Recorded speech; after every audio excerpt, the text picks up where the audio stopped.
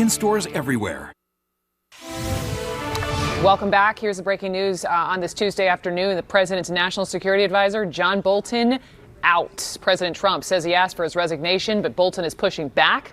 He says he offered to resign last night. Bolton made headlines during his time in the administration for challenging the president's foreign policy proposals, including with countries like North Korea and Iran and Venezuela and Afghanistan. So with me now, Pulitzer Prize-winning journalist Carl Bernstein. He's also a CNN political analyst. You know, you've been listening to all this analysis. What say you?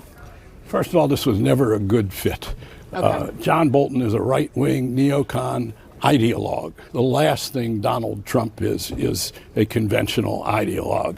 But more important, this is perhaps the most convincing evidence that we've seen of late that we have a governing crisis under this president, a dire crisis in which the national security of the United States is not secure because of the conduct of the president of the United States. He cannot conduct a coherent presidency, a coherent administration.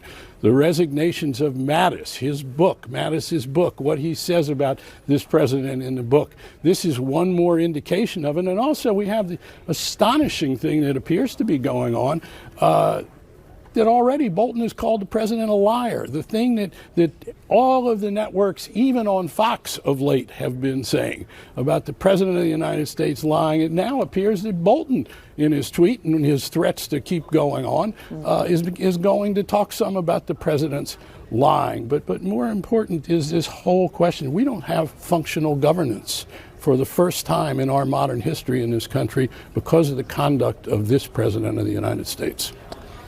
So, given that, he now needs this fourth national security advisor, all the while issues with North Korea, Iran, Venezuela, Think of all these balls up in the air. It's not just lingering. They are unresolved. They are dangerous.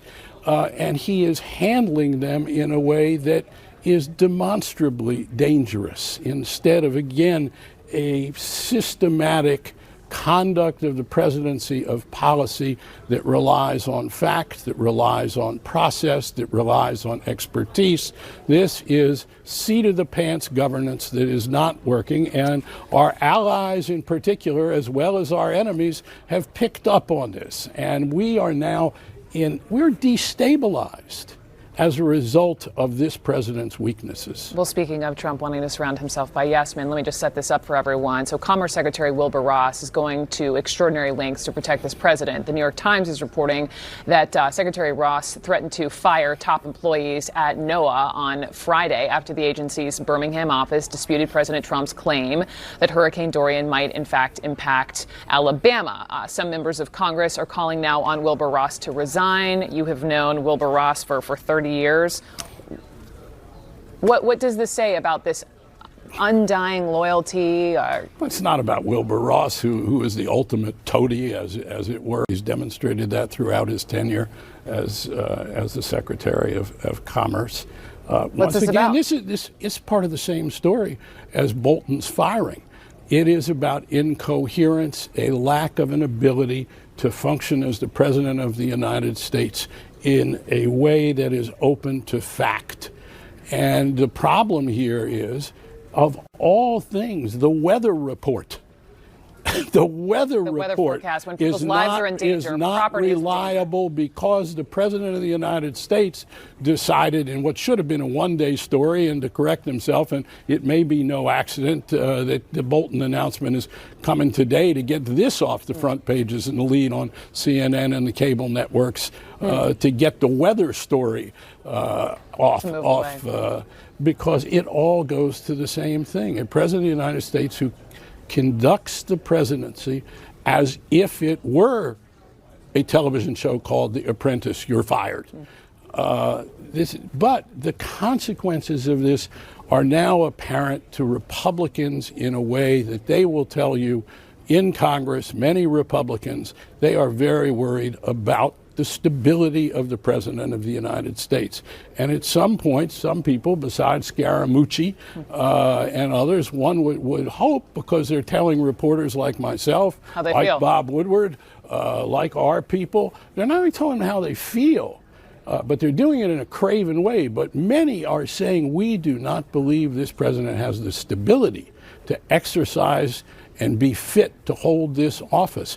And increasingly, it's all one story that comes together, including the congressional investigations, including the conduct, the conflict of interests, including the denial of fact and science, including the lying, and especially government by whim that is aimed at Trump's personal fortunes, political, financial, and otherwise. That's what this presidency is about. And this is not just a question of commentary. This is demonstrable, reportable, contextual fact that we as journalists need to keep our eye on this one story and keep advancing we will.